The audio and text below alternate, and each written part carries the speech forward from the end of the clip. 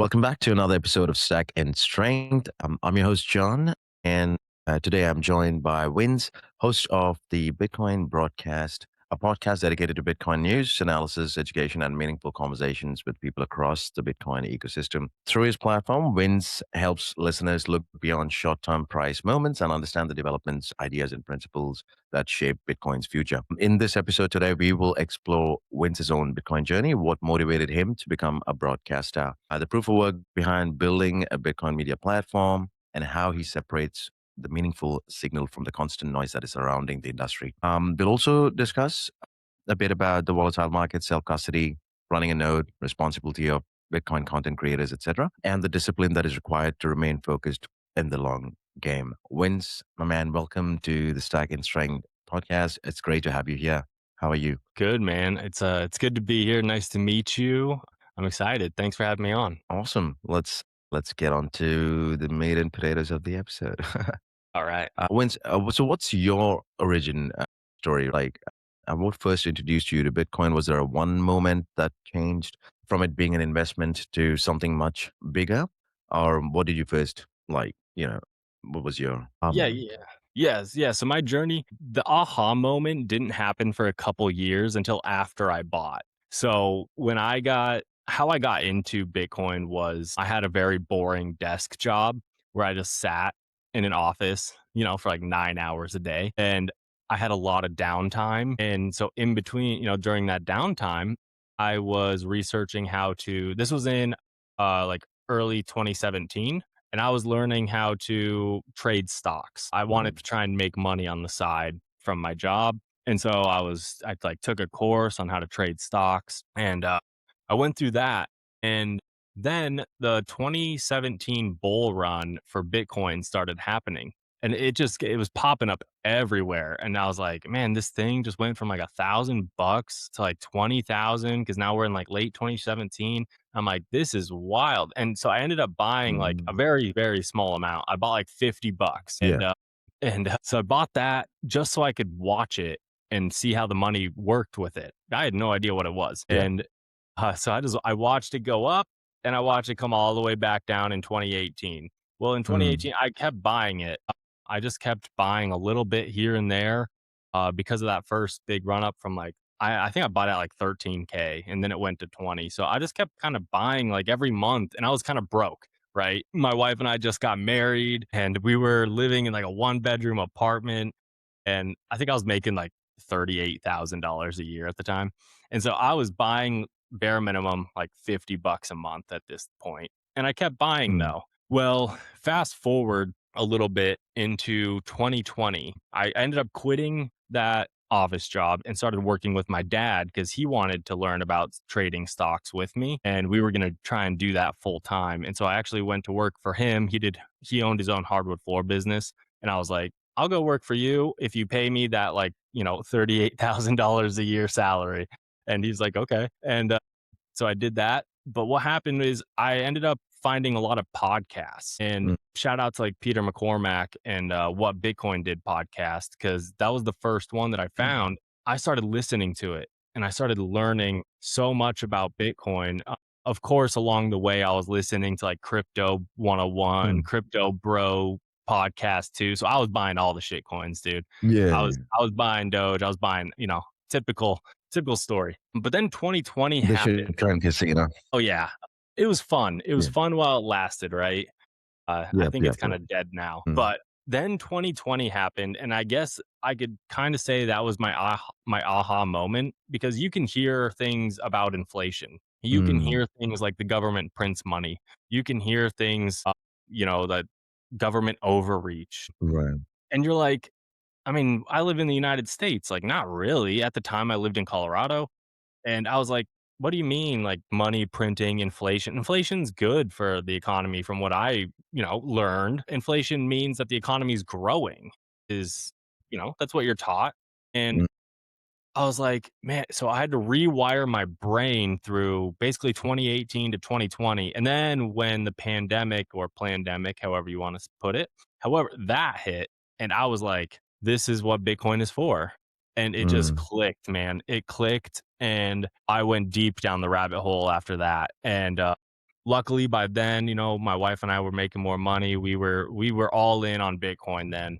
It was Amazing. kind of perfect timing because Bitcoin dropped down to like 3,500, and it was funny. I told my wife. I remember the night we were sitting there on the couch, and I was like, if Bitcoin hits $3,000, and we just got back from Italy, so we just spent like a whole bunch of money on a vacation, and I was like, if it hits $3,000, I'm buying a full Bitcoin.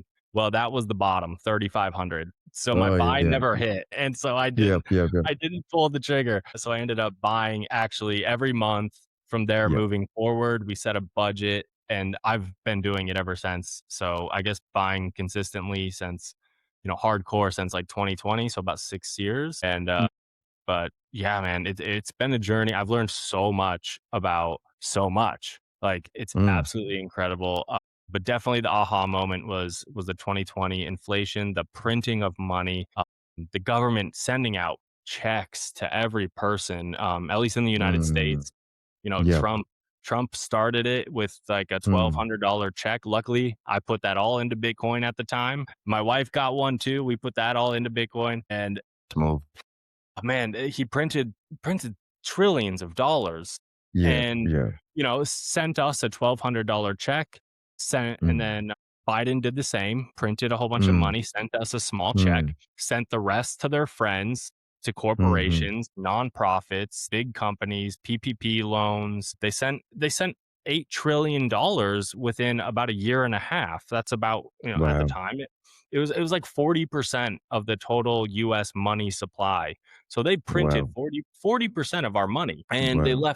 they gave us a small check, and they left us with inflation. Mm, And I remember at the time, man, I had friends that were like, free money, like I'm buying mm, GameStop, I'm buying a new, yeah, they're buying new TVs, they're planning vacations once the, lockdowns end. They're buying all this new fancy stuff. And I told them, I was like, I'm putting this all into Bitcoin. And they were like, you're crazy. Like, that's the dumbest thing mm, you could do. Well, turns out I was right. And I told them that this money is not free. Like, this is mm, what I had been learning all these years, listening to intelligent people talk about Bitcoin and educate people about Bitcoin. And it finally came true. I was like, this money's not free, and inflation is going to skyrocket, and people are going to be hurting because of this. They shut yep. down small and medium businesses. All the little guys got squished, and Mm, they all ran out of business, and the big guys made massive profits. And the normal guy, who's, you could call myself like middle class, we turned into a struggling part of society. Like, we couldn't afford what we used to be able to, going out to eat. And we're seeing it more now, as well. But man, in 2021, 2022, when, inflation in the United States hit that 9% range, which is a lie. It was definitely closer to probably 17 to 20% at that time, because they fudged those numbers. And they always lie. Yeah. that they have to. And it was like, man, my house went up in value an insane amount. And I was Mm, like, I didn't do any upgrades to my house. It's not like my house just became more valuable. No, the mm, dollar lost that much value, and it made my true. house rise in the fiat denominated, money. Yeah. And it was just incredible to see. And the fact that some people still didn't wake up during that moment to realize what was happening to their money, and they still don't see it today. And it's Mm, it's crazy, but that's how I really got started.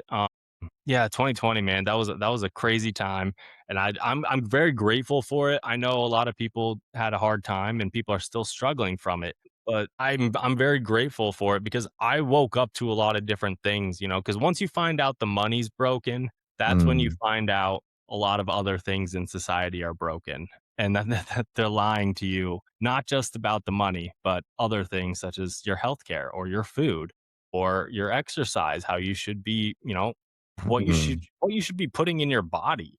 And that, you just go down those, that rabbit hole, and it's like thing after thing after thing you start questioning.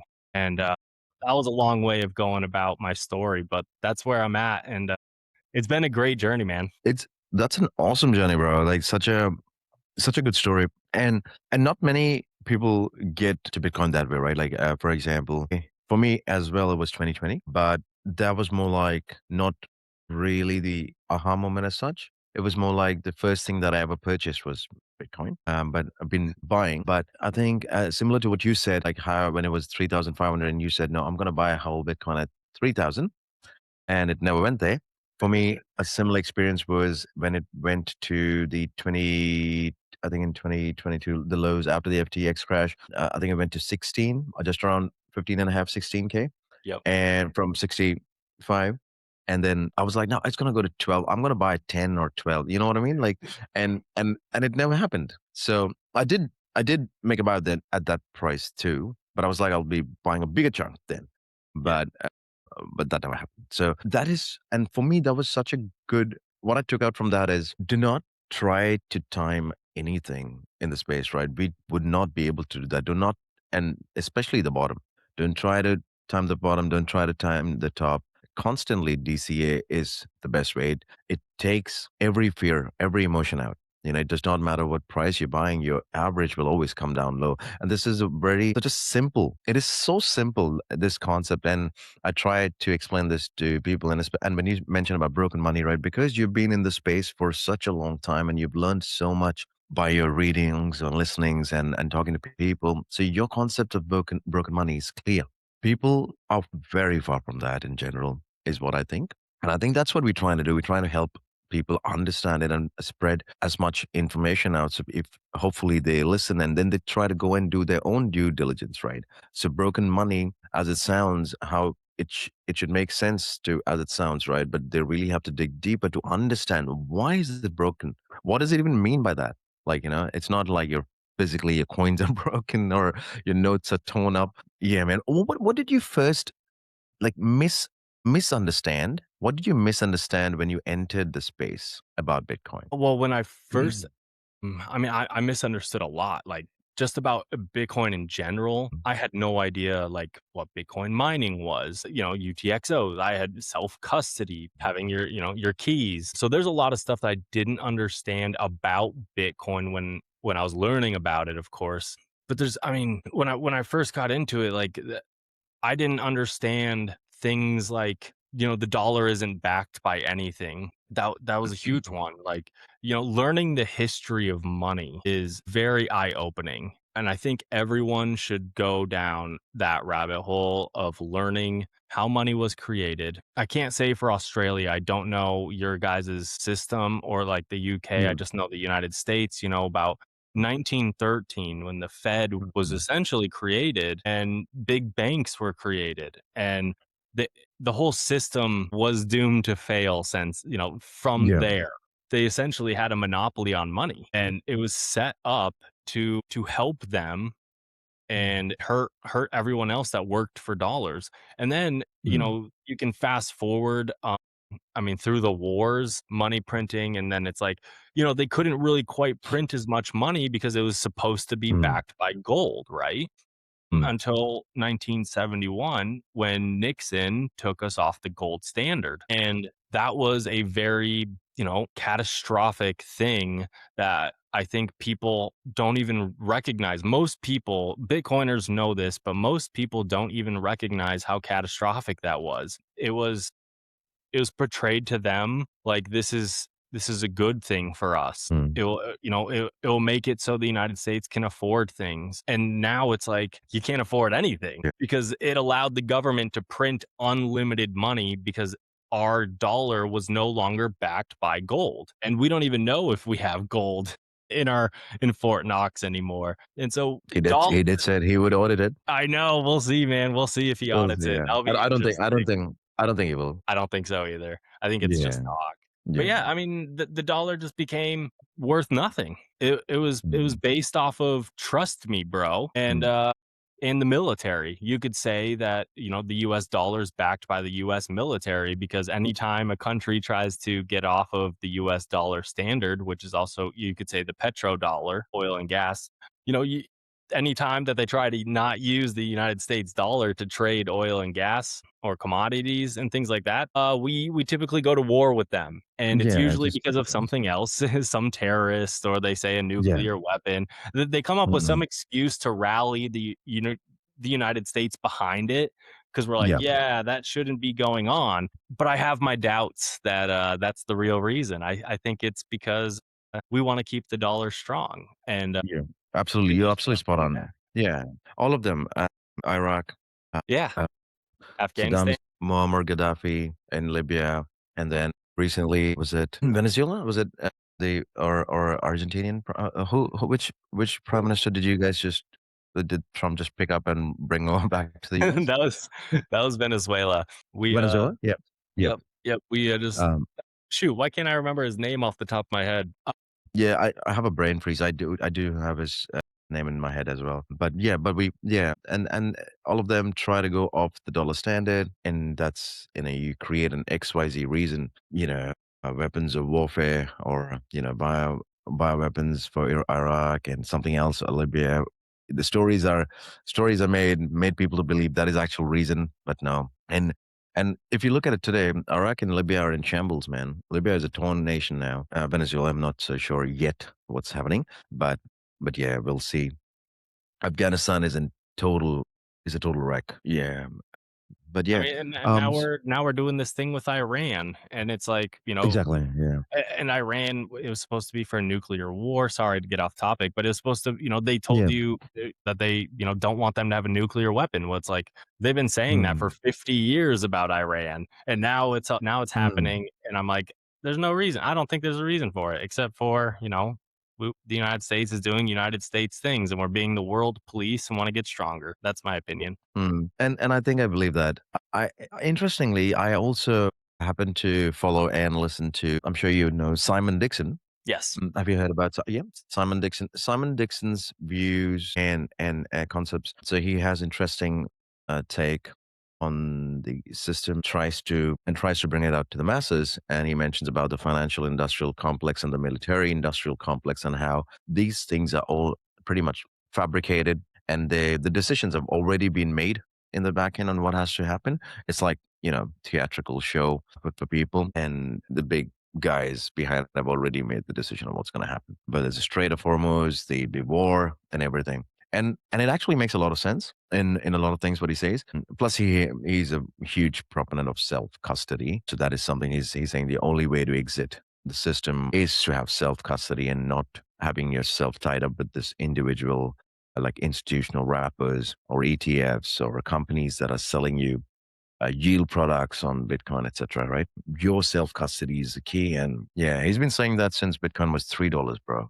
I know. So a legend. Did you have to unlearn anything in Bitcoin then that before you ventured full on in? Was there anything that I understand your concept of money changed, and that probably would be the unlearning for you for diving into Bitcoin because people take it as just as for me, like when I talk to people who have a little bit idea, they take it as a stock, or you know what I mean? Like they don't understand that no, this is money, right? This is Yeah. the only money that you need. No, I had to, I mean, you have to rewire your brain. It's like I said, kind of in my journey story, you end up learning that a lot of things are lies. A lot of things that Mm, are taught in our public schools are lies. And it's all the way down to, like I said, like the healthcare system type stuff. And yeah. so I had to rewire my brain to be like, don't trust, verify, basically. The Mm, saying in Bitcoin, you have to verify everything because if you just take it, take watch the news for what it is, it's all lies. And so you have to yeah, rewire your brain to first of all think for yourself, and yeah, then you don't trust anything. Like the banks are not there for you. And then even to think that once you get paid and your money goes into a bank, that money is no longer yours. It's actually the bank's money. yeah. It's an IOU Mm, and they don't have it. Once you start learning about the history of money and then you learn about fractional reserve banking and you realize that every dollar you give the bank, they lend out to 10 different people that same dollar. And then they give you 0.01% interest on your savings or checkings account to hold your money in there, but they charge everyone that they're giving your money to or giving money in general to. No, they charge yeah, them 6, 7, 8% all the way up to a credit card, 26 to 30%, just to borrow that money. And so the banks are making that spread, which is Mm. massive, and you're stuck there with nothing. And so, you have to learn that money sitting there doing nothing is a not you can't do that anymore. People used to say that you have to save, you save 10% of each paycheck. You put it in your savings account because one day you're Mm. going to want to retire. You can no longer do that. Back in the day, sure, like my grandpa's age, that was probably the last time that you could do that. Is Yeah. you could get a pension, you get a good job, you Mm. save your money, you get a Yeah. 401k and a pension, and then when you Mm. retire, you get that income plus your social security and Mm. you're set. That's your monthly expenses that you get for the rest of your life, typically from 60 to about 80 or whenever you pass away. Now, you can't put money in your savings account because the value of those dollars in your savings account only go down. Your Yeah. purchasing power only Mm. goes down. It never goes up. So you have to learn to invest that money. Well, Yeah. what do you invest in? Do you invest in real estate? Do you invest in Mm. stocks? Well, to get into real estate, you need a decent amount of money, typically 20% down, sometimes Yeah. less. You know, okay, so then you get into real estate. Well, now you have a house that you have to rent out, and now you're in a whole nother business. Okay, so then you have to, invest in stocks. Yeah. Okay, well, what do you invest in? There's a million stocks to pick from, just the S&P 500. Okay, Mm. well, if you pick the S&P 500 and you subtract inflation, you're not really winning real inflation, not the CPI number, not the 2 to 3%. I'm talking about real life inflation. You're getting ahead. It's better than nothing for sure. And then you learn about Bitcoin and you're like, there's a finite amount of these things. There's only Mm. 21 million. And that's a key. They can make more houses, they can make more stocks. There's always going Mm. to be new companies. They can even do stock splits. There's only 21 million Bitcoin. And when you realize that,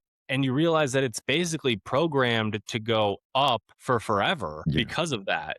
The more people that buy this is where people think it's like, oh, it's a scam because you have to have other people buy into it. It's like, no, there's no CEO of this thing. There's no one collecting the money to give your money out. The value of Bitcoin goes up because the need for it goes up. And the need for it is because you can be your own bank with it. You can hold it in your own self custody, like you were talking about, like Simon Dixon is a big proponent of. You can hold your own Bitcoin and you don't have to hold it in a bank because the banks don't have your money. So you can hold your own Bitcoin. It's in your custody. No one can take it from you unless they use force, of course. Yeah. They can freeze your bank account. They can't freeze your Bitcoin. Bitcoin runs 24/7, 365 days a year, new Mm. blocks every 10 minutes. It's like clockwork. And so once you realize that, you're like, I want a piece of this Bitcoin. Um, Yeah. it's something I can hold myself. It's programmed to go up in value. Yeah. It's property. It's the best money that's ever been created. Sure, you can buy gold. Gold is very difficult to store though. I have a gun safe that I keep all my Mm. guns in. I could keep gold in there, sure. How am I going to pay my mom and dad in Colorado once a month for my phone bill, right? I could use the bank. I can always use the bank. That's fine. I can use Venmo. I can Mm. use Zelle. That's fine. But that's not even real money. So you get into this confusion of what should you hold? Well, gold Mm. gold is it's not finite, but it's scarce. There's Yeah. utility in gold. I don't hold any, but my dad does. And I'm Mm. like, okay, I could do that. I'm gonna need a Mm. bigger safe though eventually because it's heavy. How are Yeah. you gonna transport that? How can you let look at other examples outside of the United States, Argentina, Venezuela, like we were talking Mm. about. When an authoritarian or a communist regime comes in and inflates your money away, how Yeah. are you gonna bring $100,000 or $500,000 of gold across the border Mm. without getting Mm. stopped or robbed? And can you physically carry it? You can Yeah. do that with Bitcoin. You can carry all your Bitcoin worth in your head if you Yeah. needed to. I would Yeah. suggest at least putting a seed phrase on some sort of, metal device so it's not all memorized, but you can memorize your seed phrase, which is your money. Yeah. So every angle that you try to come at investing, it all kind of points back to Bitcoin. 100%, bro. I agree. Gold is a good asset as well. It just is not the best form of money. So it's scarce, yes, because it functions and it has other properties. Sorry, because it has other properties, it solves other things. That is the reason itself why it is not, it cannot work as hard money, right? And as you mentioned, right, if I go to a coffee shop, I can't pay with a gold bar. How I'm going to take like slivers out of it. If I go to the airport, I've got a bar in my pocket. They're just going to not let me travel if I got a few bars in my bag. They'll be like, dude, okay, we need to talk to you. Come to the site, right? You can't, like, in the event like somebody can confiscate it, anyone can confiscate it. You have you have the fear of getting, stolen. There's just a few things, right? It is cars. It's used in as in ornaments and jewelry, and that's why it's not entirely money. It's hard to source, but then one day they'll mine more gold. They'll find a place where there are more gold deposits, or probably they'll find an asteroid or another planet which has got plenty of gold. And then what? You have like infinite gold. Yeah. So yeah, and that's my thing. But as you said rightfully, your grandpa's example was perfect because at that time I would know, like, a single earner can actually have a family of, multiple kids. They can have a house and car, etc. And mom can stay at home, look after the kids, and it was beautiful, right? Everything's going on. Today, a family of two, or let's say there's two earners in the family, are still struggling. People are still struggling, even if two people are working, and they probably don't even have kids yet. Like, once people have kids, then it's like a next level struggle, right? Of if getting a house is like a distant dream for many people, but even if they do, they end up in the 30-year debt, and you obviously never own the house, right? Like, it's like you're renting it from the government, essentially. Things, yeah, that was a very good analogy. Bro, over the time, over the time of you hosting a podcast, right? I believe has it strengthened your conviction or made you question certain assumptions? No, no, since I started my podcast, I mean, my conviction has never really wavered. It did the first bear market. Yeah, I got scared, right? mm, It's never fun naturally. watching your assets drop 70-80%. But since having the podcast, it's about 9 months old right now, I believe. So it's still fairly new, I guess. Mm, Yeah, I haven't lost any conviction. I've learned even more because I like to have, smart guests on. yeah, I'm not some super smart guy. I like to have people that are smarter than me, have different opinions than me, have different lived experiences than me. Like, I've had Australians on because I don't know much about Australia, and then I learn about your guys' real estate problem, and I'm like, "Oh my gosh, it's a dream here." And then, so I've learned so much about other cultures and how other people see Bitcoin, because not mm, every Bitcoiner sees it the same way. yeah. In general, they do, and we can all agree on, what Bitcoin is. But man, the conviction only gets stronger the more I talk to Bitcoiners. And I don't know if it's because I'm in my own bubble of, of Bitcoiners that are giving me confirmation bias, telling me things that Yeah. I like to hear, but I I've think grown. I think you're right there. I think most of the Bitcoiners in the space are definitely in their own bubble for sure. And I think it's a good thing. I think it's a really good thing because the conviction is so strong that it does not get affected by market downturns. I love it actually. I really love it. I hope it goes to 50, man. I hope it goes to 45. I hope it goes to 40. For all I care is, yeah, man, I they can at one point of time, as I don't know who said that, but every price floor would seem like a distant memory, right? Like for you, let's say at 3,500, when you give that example, now, man, people would do anything to get that for 3,500. Forget that. Like when I said 16,000, man, people would do anything to get for 16,000, right? One day it would be. I wish, oh, man, I would do anything to get it at 60K or get it. I would wish it. I would sell this thing to get it for 100K, and so on and so forth. Every price level would just get bought up, and I think that bubble is really good. Because of that bubble, I think it's so positive. You are able to focus on all other aspects of your life with a similar mindset. And I personally think that Bitcoin mindset has actually shaped a lot of things for me, especially in the health and fitness aspect, but yes, also in relationships. And that is what it is, right? My goal is to be a better husband than yesterday, better father than yesterday, better investor than yesterday, stronger than yesterday kind of stuff, right? And I my if I'm improving, if I'm improving along the way, or anyone else is doing the same and they're improving, then you're winning. That's all it's as about, right? It's as simple as that. The other day I had, because we are relocating, so I was, how fun that is. So I'm packing and stuff, and in the garage, I found like a lot of stuff, and I'm like, "What am I doing with this? It's been sitting here for such a long time, right?" So I posted an ad. Somebody who wanted it, I gave it away super cheap, but I still got the worthless dollars for that. What do? I like straight up sats in, bro, clutter out, sats in, and I'm like, it's actually that easy, right?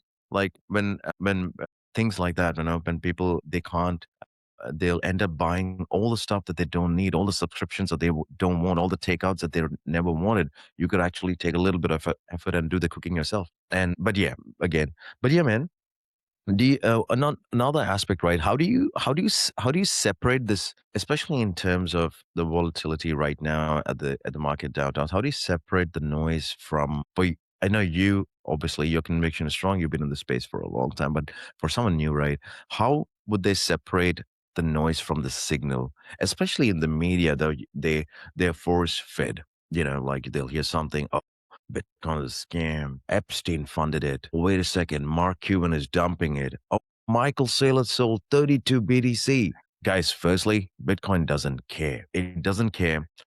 Obviously, it's been debunked that Epstein did not create the coin, but even if he had, it does not matter because the code is out there. The code's been audited like I don't know a zillion times. Nothing changes it. Nobody matters to Bitcoin.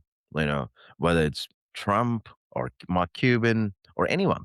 It's TikTok next block. Every 10 minutes without fail, it's been doing the same thing for the past 17 years. Yeah, how do you do that? How do you separate the signal from the noise? Or how would you help someone who does not have the similar conviction or mindset to separate the signal from the noise? Well, for me, I'm greedy. So when Bitcoin goes Mhm. down, I get greedy because I want more of it. That's just how I am. I That is exactly how it should be, guys. You should be greedy when others are fearful, Yeah. and probably fearful when like the other way around. So, Absolutely. I mean, it's yeah, like you said, you want it to go to 50K. You want it to yeah, go to 45K. I don't know if we see those prices. I don't know if we no, see no, 40, 45. Not financial advice. My guess was yeah, around the 50 to 55K range. That's what I predicted. I don't know if it'll come true. I don't care. same.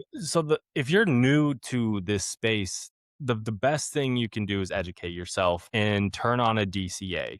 A DCA is just a dollar cost average. In other words, I have a DCA and it's only a couple dollars a day.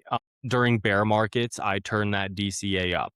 So it can be anywhere from, $20 a day, Mm, $50 a day, $100 a day, depending on how aggressive I want to get with it. But just turn on a DCA. It can be as small as $2 a day on some mm, exchanges. And that's phenomenal. Maybe skip the coffee and yeah, put that $2 or make your coffee at home, like they tell us millennials to do. Make your coffee at home, spend the extra $2 per day into Bitcoin. So you're buying Bitcoin every day. So you'll guarantee you'll mm, hit the mm, bottom range, right? You'll catch every little dip pretty mm, close. yeah, And then educate yourself. mm, Get the books, the big yeah, print, get the Bitcoin standard, learn the history of money, Broken Money by Lynn Alden. That's a long one. It's tough. It can be a little dry for some people. Or the audiobooks. They're all on audio. You can literally listen to these in the gym, yeah, go for a walk, an hour a day or something and listen to it. There's so many free resources also. Podcasts like yours, mine. There's still a ton of other great big podcasts that go on every week. There's so many free resources. Educate yourself, figure out what works for you, what you can put into an asset like Bitcoin. You do not have to go all mm, in day one. You don't have to, sell all your stocks. You don't have to sell yeah, your house. You can literally start buying a small amount per day. And then when mm, the price goes down, you should be excited because every time the price goes down, your fiat dollar buys you more Bitcoin or Satoshis. And that's it. You don't have to stress about it. And you just every dollar you put into Bitcoin, plan on holding it in Bitcoin for at Mm, least 5 to 10 years. It's not a short trade. You never want to put money into Bitcoin where you might end up needing to take that out soon. So mm, if you have an emergency fund, maybe don't shove that all into Bitcoin right away. Because if it does drop to 40K from here at mm. 60K, that emergency fund will go down and Yeah. you might panic sell if you Mm, don't know what you're holding. And if you just slowly buy over time, you'll realize pretty soon, what you're holding is actually going up over time. We're in the bear market right now. It is what it is. The mm, longer you hold, the more conviction you have, the more you read, the more you educate yourself. And then it becomes easier and easier. I mean, I could say this is technically like my third bear market, but like the first bear market I was, in 2017, it was like, I don't know. I didn't mm. care because I didn't know what Yeah. Bitcoin was, right? I Mm, was more interested in stocks at the time, but I still held it. I didn't sell it, yeah. but I didn't put a life-changing amount of money in. Mm, You don't have to. Just slowly buy your way in and mm. educate yourself, man. And also join X because the community on X is That's right. phenomenal. Bitcoiners support each other. That's one of the coolest Mm, things about Bitcoin is the community. We all get on each other to get healthier, to stack yeah. sats, and One be a family man. It's great. 100%. And I personally tell people when they are new to this, I say, think about it like this. If you're spending like, if you're someone who drinks a lot of coffee, if you can spare $5 out of that a day or whatever, like they never tell anyone any figures because everyone's, money is individual to them. But let's say $5, for example, that money's already gone. Like, you've already bought for a coffee, so it's gone for, so it's not something that you want to touch anyway. So it's something that you can afford to move into, long-term storage. So that $5 each day, let it compound over time. Forget about it for like 5 years, 10 years, 15 years, whatever. Don't touch that. Do not, and as Win said, do not touch your emergency fund. There's a reason why it's called emergency fund, right? You want to touch it in an emergency, right? And you want to keep that separate from your stack, right? Do not depend on your stack to be the emergency fund. I mean, some people may do that, but I would personally wouldn't because I don't want to touch my stack when it's an emergency. And especially when if the markets are right now, like, or if it's a bear market, then you lose a lot of sats, a lot of Bitcoin for that dollar value. And yeah, that's the best way to go about it. Reading, educating yourself, reading books for non-readers, audiobooks. As he said, I think it's Walker America who does a lot of Walker. He does a lot of audio on Spotify for books. Big Print is such a good read. I haven't read Broken Money, but Big Print, Standard, Bitcoin Evangelism, Price of Tomorrow. There's just many. I think Natalie Brunell's book is. I think I've heard a lot of good reviews about it. I haven't read it myself, but that's a thing. Yeah, Bitcoin is for everyone. I think it's something that it's an easy read for everyone. That's what I've heard. So, guys, there's plenty of content. And also, one more thing, adding to what Ben said, do not listen to any content creator, whether it's Bitcoin or non-Bitcoin, who may be exaggerating price predictions, or nobody can foresee, but at what price it's going to drop to, right? None of us can. What price is going to go? Don't do that. And DCA takes that emotion out, right? You don't have to think of, oh, I'm going to buy it at 50K. Don't do the same mistake that we did. Don't, don't, don't leave, don't leave that on the table like that, right? So 50 in the long run, when it's at 500K or a million, did it really matter that you bought it at 50K or 60K or 70K? It would not. It would not matter at all. In hindsight, it would be like, that does not even make any sense. I should have just bought it. And yeah, so don't worry about it. But it's 55, it goes to 55, 52. We don't know. If it goes, we're gonna smash it. But yeah, that's obviously not any advice. It's just what we will do because we know how this game plays out. When Vince is a veteran, it's his third bear market. For me, it's second. So yeah, guys, be informed. Do not get emotionally consumed by daily news that is fed to you, No, especially no.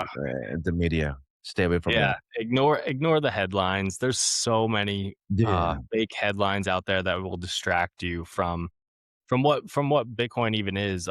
Yeah, the price predictions, who cares? If you're buying every day, it doesn't matter. Mm. Don't get me wrong, if we do hit some incredible low amount, I might tap into that emergency fund just a little bit. We'll see what the wife thinks. Yeah. And see, again, there is no how how would I want to explain that is there is no right and wrong to things. It is very individual because Yes. he would still know that he was not gonna deplete those funds. He'll probably keep some there, or else the boss lady won't be happy. But like just in like bodybuilding or in fitness, there are certain fundamentals that are always there, but there is no right or wrong per se for two individuals. As what I'm trying to say is, if something that works for me may not work for Wins, something that works for Wins's physique may not be useful for me. I have my own strengths and weaknesses. He has his own strengths and weaknesses. So we work around that. So only you are capable to know what your strength and weaknesses, what your financial situation is. So that is obviously an individual thing. So if you're comfortable doing that and you believe you can add to the emergency fund later, or you're gonna stay in a place where you would be able to arrange money for that matter, then why not? I would do the same. Boss lady wouldn't be happy, but yeah, try to convince her. Do you think that, and I do think that, people, what's your opinion on when psychologically, when Bitcoin enters this kind of a period, right, extended period of fear, I think the greed and fear index was below 20s and something like that. A few days I think ago, it's but around 11. it's 11 now. I think so. Wow, love it. Psychologically, what happens, right, to people? Do they in like not Bitcoiners? I'm talking about obviously non like general public. Do you think it makes them fade away? Like the thought, like they don't stop thinking about it, or they're like, "Oh, this is a scam. It's just crashing," and only because they don't understand it. Oh man, I mean, I think right now, yeah, the fear index. I last I saw, which was on like Saturday or Sunday, I think it was at 11, and people are so emotional. We're very Yeah, emotional creatures and we're very tied to our money. So when you see, something go down, if your money's in it, it's hard to watch. But man, 100%. people, they make very, rash decisions based on their emotions. The best thing you can do is maybe don't check the chart every day. But yeah, no, people lead with their emotions. That's why they say Mm, 90 plus people that are day traders fail. You buy the top and you sell the bottom, even though you meant to do mm, the other thing. But fear, you have a fear of mm, doing exactly the opposite of what you should be doing. absolutely. And most people feel that way. So it's easy to get caught up Mm, in, well, all of these people, they said they're selling. Mark Cuban, he's out. He's selling. He's a billionaire. He's mm, rich. He must have connections. He must know, more than I know. So mm, he's selling. I'm out. yeah. Nothing's changed. Nothing has Mm, changed about Bitcoin except for the fiat price in the past 6 months. Bitcoin hasn't changed at all. It's still the same 100%. Bitcoin, just it's cheaper right now. Mm, But yeah, the psychology behind investing is hilarious because in 2023 or 2022 we were at 60K. So and now we're back at 60K. Well, in 2022, when we first hit the 60K mark, was it 2023 maybe? Am I confusing it? It's okay. The first time yeah, we hit yeah, $60,000, the fear and greed index, we were on mm, full tilt greed. We were yeah, spiking. Everyone was pumped and mm, everyone wished that they could come back when we were at $126,000. Everyone said, I wish I could buy back at 60 lower grand. at Yeah. 60K. Well, now we're here. Mm, So put that fear aside. mm, And I'm not, like I said before, you don't have to go all in, but yeah, put that fear aside. And this is your opportunity when we're back over 100,000 towards 200,000, 300,000. mm, That's when the people that were terrified right now are going to say, I wish I could have bought back then. yeah, So right now I'm a very greedy person. and I'm stacking as hard as I can, man. I mm, think honestly, this might be our last year mm, or next couple mm, months. We're already almost in July. Typically, the bear markets only last about a year, and mhm, that would put us October to October. I don't know if that's even going to mm, happen with the United same. States and the Clarity Act. The Mm, United States could say that they're stocking up on Bitcoin. Bear market over. mm, Bear that's it. market's done at that point. I think so. Yeah, We don't know how long it's going to last. yeah, Take advantage of it, man. yeah. You just don't know. I agree with that. I think this probably we have this year, so a few months down the road, and yeah, the same levels would again, it will fall out. It's a good idea not to follow the price and checking the chart every day. If you have genuine conviction, guys, You don't need to do that, right? And your conviction should not be coming from price performance anyway. It should be coming from understanding the fundamentals. Price performance, yeah, it's really good. If it happen, if it's appreciating, you're anyway super happy. But if it goes down, if your fundamentals are strong, you're gonna stack more. I mean, that's just a logical thing to do. If you had faith in something at this particular price, it went down, shouldn't you double down on your faith? I would say personally, just remaining grounded, staying humble while stacking sats, especially when the sentiment is extremely negative, that really helps a lot. Having a long-term mindset during this volatile situations and not panicking is the key. And for me, that long-term mindset, I try to explain this to people that for me, it's not just about Bitcoin, the same mindset with everything, whether it's your investing, your health and fitness, or your relationships, you have to give it a long time. And that is when it flourishes, right? It improves. You get a better version of yourself every day. So it's not a get rich quick scheme, guys. It's a get poor slowly scheme. So yeah, man. In it's weird, right? Like just as in training and fitness, if you cannot judge what do you say, or judge progress by from one bad workout, right? If I had one bad workout or one skipped one meal or two meals as per my plan, nothing's gonna hit. Yeah, nothing's gonna change drastically. Yeah, you feel bad a bit, but you know, nothing. All your life you've done that. So you cannot let that one thing do that. So similar to price movements, right? If Bitcoin, is volatile from one bad week to one bad month, it should not deter or change your original original goal. What are you into sports or training as such? Yeah, yeah, I've gotten really back into, fitness, Oh, nice. recently. Yeah, so I was, I ran track in college and, and then I kinda fell out, once you graduate and then so now I'm 35 and I Yeah. went through my ups and downs with fitness. But no, recently I've gotten really back into fitness, man. Taking Oh, care very of my nice, man. body. We talked before recording how, Mm. my wife and I would love to have a family, have a kid. And I'm like, man, I just want to be the healthiest I can be for my child when we have one. And then it's the same thing. I'm reading the book Fiat Food right now. Oh, I'm nice. learning Mm. about, basically the history of food in America, and it's astounding. So I started eating primarily carnivore, so steak and eggs are Mm. just high protein, low carb, low sugar diet, and I started training, basically 5 days a week.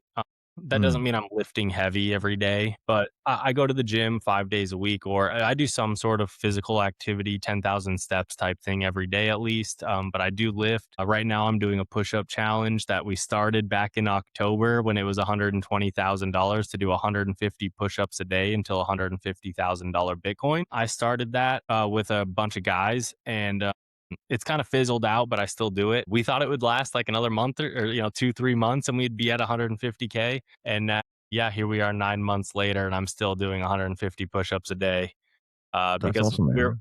we dropped way back down. So, dude, I'm on a fitness journey. I love fitness. Beautiful. Like it saved my mind. I had really Yeah. bad anxiety for a Mhm. couple years there, drinking too much, things like that. I was very undisciplined in what you would call like, how a lot of Bitcoiners act because if you're saving for the future and have a low time preference, you want to take care of your body so you can see that come to fruition. Well, I wasn't Yeah. doing that. I was drinking often, drinking like kind of heavily, and it was affecting my mind.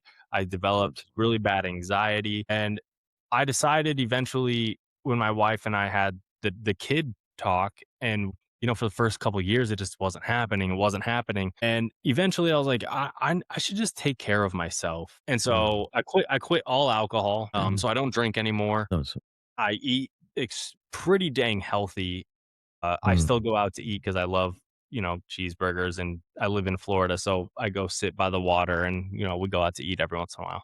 But no, fitness, it saved my mind. I no longer have the anxiety. My stress levels have come down so much. I sleep better. I have so much more energy, man. If you met me 3 years ago, I was a different person than I am today. And I accredit that to fitness and Bitcoin, not only financially, Amazing. but physically and mentally. I've come bounds and leaps. Like, there's no way I could have started my own podcast with Amazing. my state of mind even just 3 years ago. Like, it's been astounding. I think everyone should at least do some sort of physical activity every single Mhm. day. If you're physically able to do so, you should. Yeah. And you're not going to notice a difference immediately, like you said, day to day. But man, after the first week, the first month, the first couple of months, you will look back at yourself. And I highly recommend take a before picture and then take a look at yourself in 6 months and take another Mhm. picture. And it's amazing. And not only that, but your self confidence rises Yeah. and you learn something about yourself in fitness. You push through harder things when you're trying to achieve a goal, for Mm. trying to get a six pack or you're trying to, hit a certain weight. You're trying to build this physique that you've always wanted that you didn't know was possible. It's Yeah. amazing, man. Absolutely amazing. Like the transformation and yeah, it takes time. It like I said, it's not gonna happen over 1, 2 months. Mm. It took you years to be out of shape, right? It might take you Yeah. a little while to get back in shape. But man, what a transformation that's been. I have to go to the gym now. It's not like, "When am I gonna go? If I should Oh, no. go?" It's, "I have to go." Like, it's yeah, it's such a big part of my life now. Like, I don't like missing my workouts, you know? It's part of my daily routine. That's it. That's it. And guys, so Bitcoin may protect the product of your time, right? But the physical strength, your physical strength is what protects the ability for you to use them, use that time. Sorry. So if, because otherwise you will end up spending towards your health at the later stages of your life if you don't take care of your health early on. And then you may not be able to enjoy that time, as Vince mentioned, with your kids, which you, or your family or anyone else, or for yourself, so it defeats the whole purpose. It it obviously makes you a stronger version of yourself, not just physically but mentally, because you're not chasing something as a short term outcome. You have a long term mindset. You start with that habit. You cultivate that habit. It's initially hard, but then when you cultivate it, you let it compound, and then that becomes a lifestyle. Then it does not seem as a task. So I'm sure for Vince as well. For me, it's been years and years and years. I've never thought it as a task. For me, I know next day what I'm today. I know what I'm training tomorrow. I know what I'm training the day after. I know what sets, what reps, how many reps, how much interval, all that. But the point is, you don't have to do that. It doesn't matter. It doesn't have to be the gym to lift weights or something. It can be any kind of sport. It can be something it has to be something that you enjoy. For me, I enjoy that. For me, I enjoy running, I enjoy lifting, and I love that. So for me, that that works for me. But for you, it might be swimming or cycling or just I don't know, table Pickleball. tennis, badminton, pickleball, anything. But the point is continuously doing that. Stack those habits along with stacking stats, and you would realize that it just works wonders. It works, for your anxiety, for your mood, and you're happy around people. You pass on the positive energy. You feel confident. You look good. That's different. And yeah, so guys, and that's a core motto of my channel anyway. So it's really good to hear that. Really that man, it's not easy, man. Good on you, brother. It's not easy. I know it's not easy to go. I've been that down that road, so I know how it is. So it takes a lot to get out of there and to continuously do that what you're doing. So amazing, man. Hats off to you. And bonus points, if you quit drinking alcohol, you will save a lot of money. A lot of money. I put all of the alcohol money, man, $100 out on a Friday night, now it's in Bitcoin. Yeah. It's That's it. it's amazing how much That's money a I save. triple bonus, guys. Yeah. That's a biggest bonus, guys. Do you? I'm sure. Are you a node runner? So I Do you? actually do not have a node. That is a very shameful thing for a Bitcoiner that's been in the space long enough. Yeah, I want to. I wish I should. I actually just got a new laptop. My old laptop was so old that recording podcasts was becoming a problem because it Oh, it yeah. literally wouldn't function anymore because there was zero storage on it. And then we did move, and this is my excuses. I could easily just do it, and I should do it. Just get a node. Just Yeah. start running a Just node. start nine, bro. Just get I start know. nine. Or Umbrel is there, but I think Start9 has better. I mean, there are plenty of videos and stuff, and Start9 is pretty. I think it's very cruisy, very easy to set up. It's like plug and play stuff, Yeah.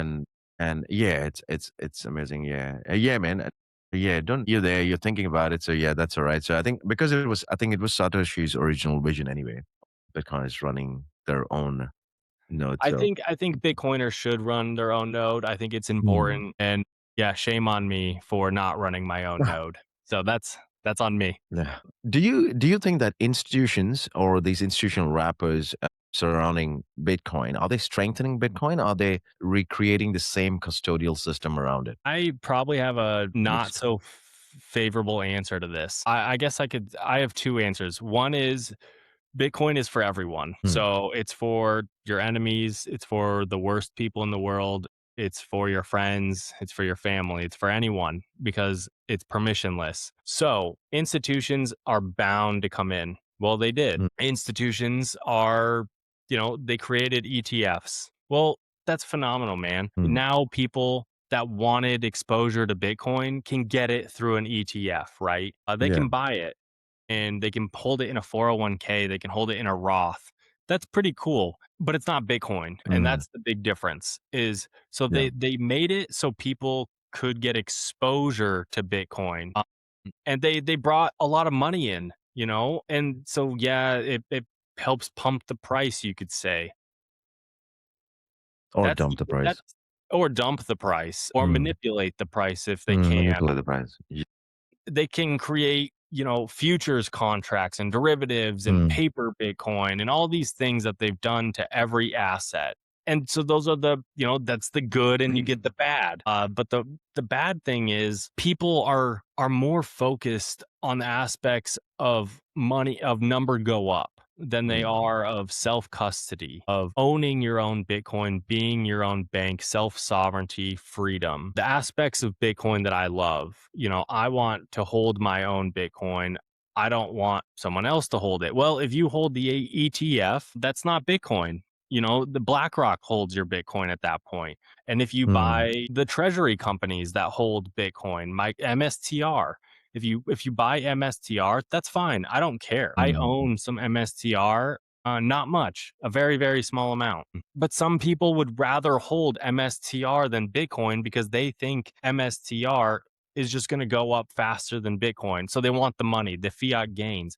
And Yeah. that pushes people away from the principles of Bitcoin, of what Mm, Bitcoin means. And so that's the bad aspects of these companies coming in. And it kind yeah. of stinks because it's really difficult to tell someone. I told a gentleman at the gym, he saw my hat. I was wearing a different Bitcoin hat, and he's like, "Hey, are you, I like your hat." And I was like, "Oh, are you into Bitcoin?" He's like, "Yeah, I own MSTR." I'm like, in my head, I'm like, "Bro, that's not Bitcoin, but it's a start."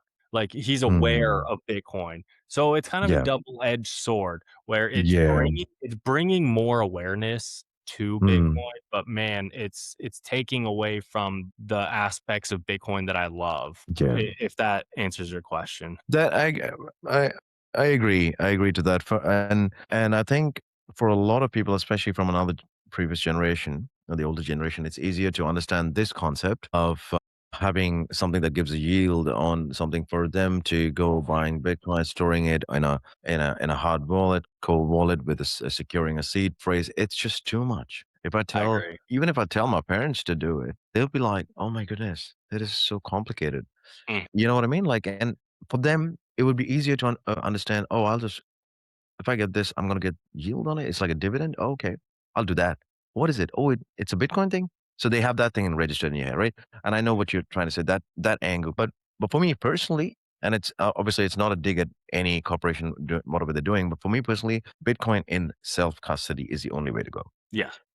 Your keys, your coins. That's it, guys.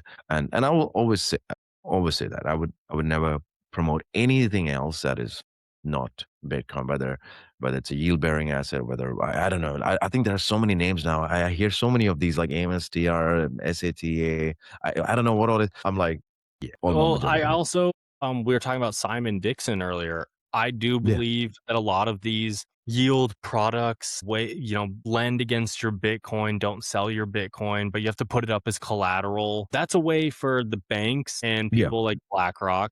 and Yeah. that's a way for them to get your Bitcoin out of your hands. So if as Yeah. long as you don't give them your Bitcoin, don't give it to them to get a yield. Don't give it to them to get dollars to get a loan against your Bitcoin because that is no longer your Bitcoin. As soon as you hand those Bitcoin to them, it's not yours. Absolutely. Even though you might have dollars and they Mm. have your Bitcoin, like it's not yours, man. I Yeah. think it's a big way for people to give up their Bitcoin because they Yep. want it. They want your Bitcoin. They have finally figured out what Bitcoin is and they want your Absolutely. Bitcoin. So they're going to make tools that Mm. entice you to Yep. give them your money in Bitcoin and don't Mhm. do it. Keep your Bitcoin 100%. in self custody. That's a big one for me. And I've a lot of people are struggling with things like Mm. MSTR, Strive, Stretch.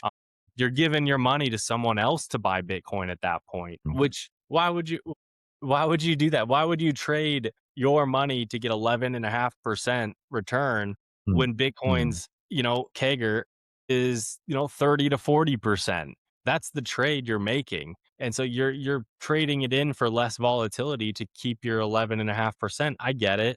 If you're Mm. retired, it sounds nice. But dude, if you're in your 30s, 40s, 50s or younger, why are you doing this? Get Mm. your Bitcoin. Get it out, Mm. take custody of it.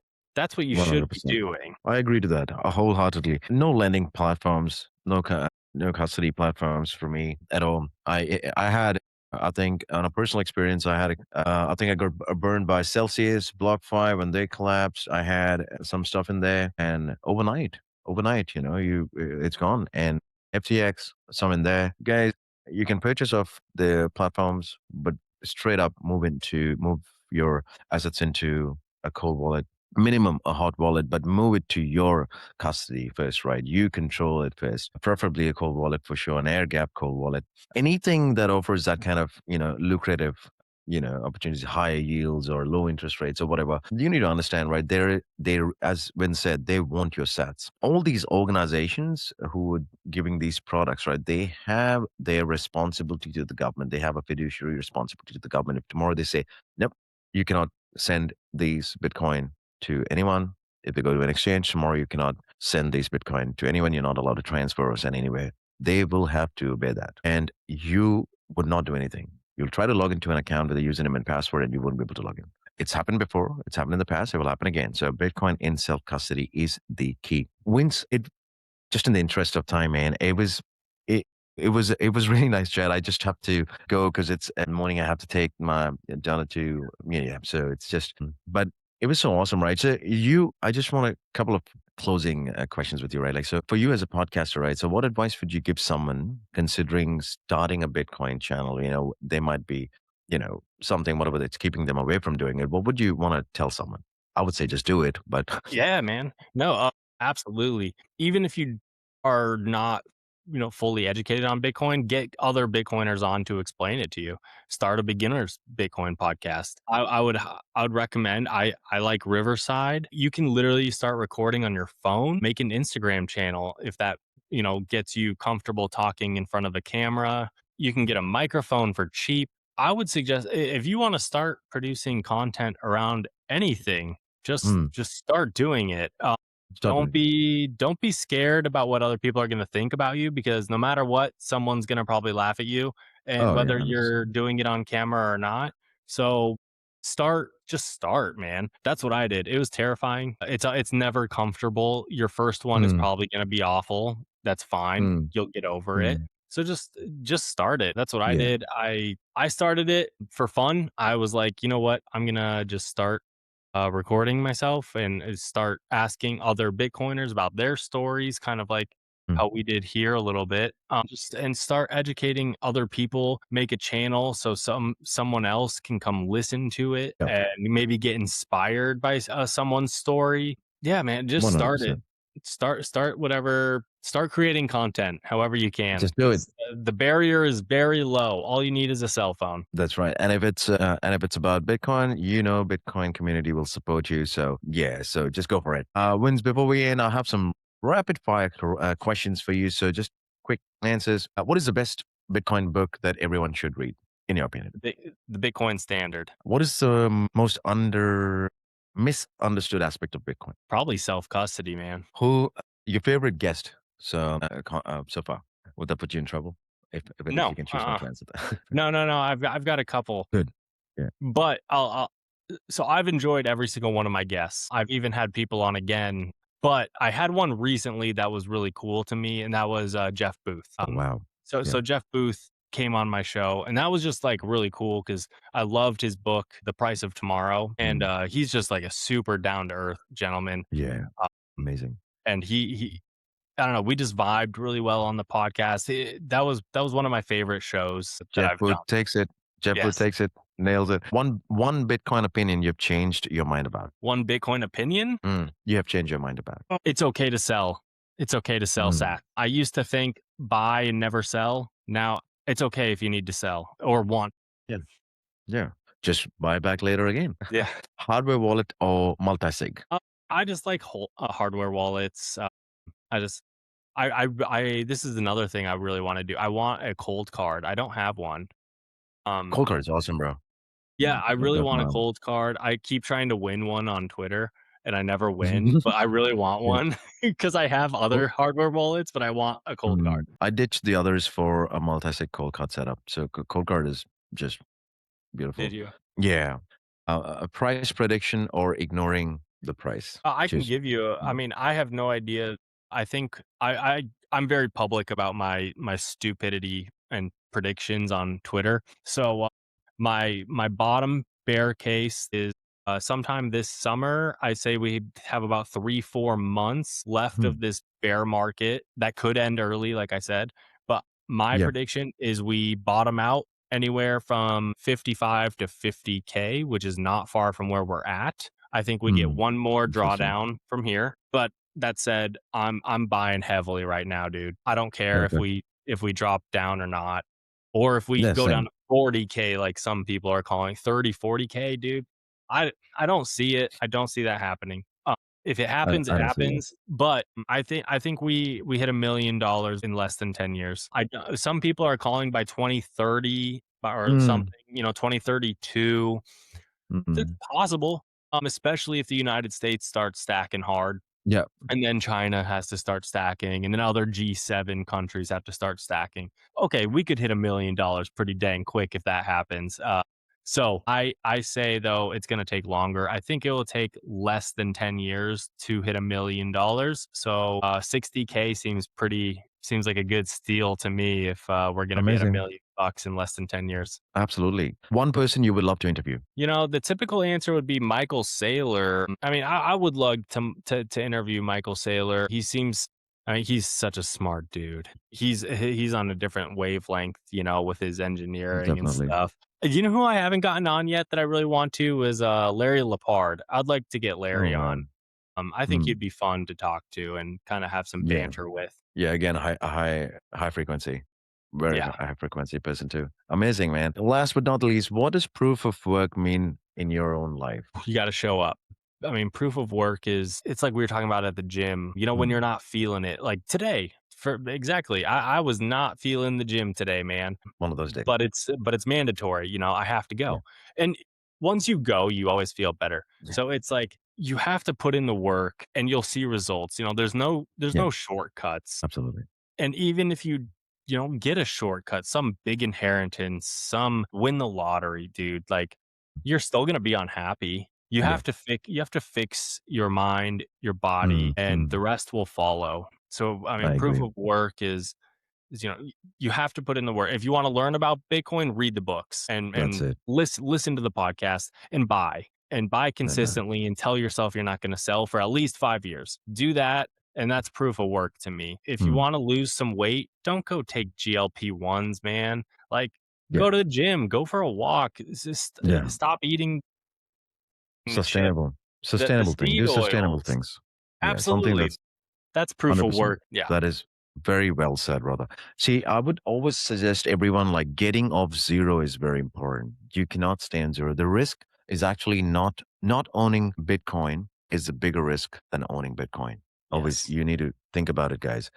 you can only win the race if you're in the race. You otherwise you'll just get stranded, and you'll be the group of people who call others lucky. No, Yeah. we're not lucky. We've stood the test of time. We are still standing the test of time. So it's a strong conviction. So it's a long term mindset, and that would work well. So on that note, Vince, thank you so much for taking our time, man. I won't keep you holding for much longer. It's been a longer pod than expected. I did have a few other questions, but I thought no, let's keep it for the next time. But it was really amazing, brother. Thank you so much. I do have your X handle. Is there any other socials that you would like me to put on? Just are you on Insta or Yeah, anything? yeah, yeah. TikTok? Yeah, thanks. Yeah, so on X, I'm Hodl Florida, HODL Florida. On Instagram, it's my podcast name, The Bitcoin Broadcast. Same with on YouTube, Hmm. Rumble, Apple, Spotify, The Bitcoin Broadcast. And Too easy. yeah, Bitcoin broadcast. I shall send you a request and answer right away after this call. And guys, so that's where it is. Huddle, Florida, and Bitcoin broadcast. Go show some love, like and subscribe. And if you liked it, show some love here as well. And it just motivates us to get more guests and push some good content for you guys, man. And as always, what we say, stack sats, build strength, and own your life, guys. Until then, next time, take care. Thanks, Vince. absolutely.